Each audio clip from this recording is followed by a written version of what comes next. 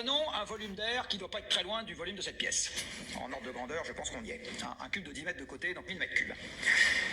Admettons que cet air souffle à 80 km/h, 55 nœuds pour ceux d'entre vous qui font de la voile. En général, vous êtes au port à vous siffler des canons et vous évitez d'aller faire le zazou sur les flots.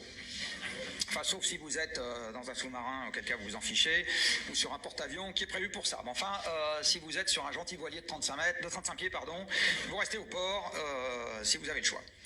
Eh bien, si vous faites passer l'énergie cinétique de cet air dans une éolienne qui va en récupérer 40%, vous allez récupérer dans cet air le même contenu énergétique que ce que vous avez dans 3 millilitres de pétrole.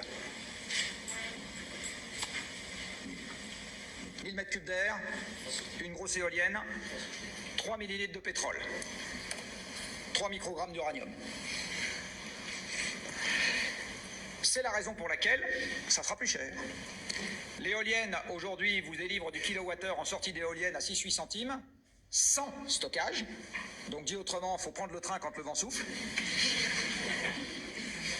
D'accord ? Alors qu'en face, vous avez une énergie disponible avec sa fonction de stock, j'insiste, pour 0,3 centimes en tête de puits. Donc vous avez un rapport 25 sans stockage, 25 à 30 entre les deux, 50 à 100 avec stockage.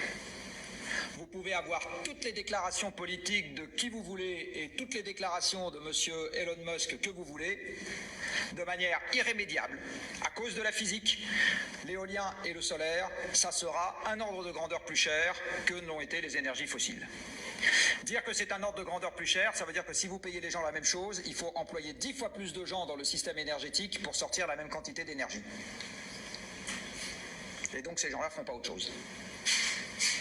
Et si vous employez 100 fois plus de gens dans le système énergétique, vu qu'aujourd'hui il emploie 4 ou 5% de la population, overshoot. Plus vous employez de gens dans le système énergétique et moins vous sortez d'énergie. En fait, c'est comme ça qu'il faut comprendre la chose. Donc, nous ne passerons pas d'un système 100% fossile à un système 100% ENR, j'y reviendrai à la fin de cet exposé, en payant la même chose. C'est une escroquerie intellectuelle que de dire ça, et c'est une escroquerie politique que de prétendre s'appuyer sur des travaux qui disent ça. C'est criminel. Ça fait arriver les populistes. J'insiste, je pèse mes mots. C'est criminel.